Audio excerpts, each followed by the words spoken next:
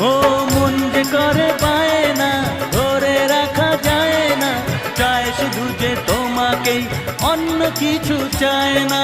জানাই তোমাকে তা দুটি চোখের ভাষা, এই তো ভালোবাসা।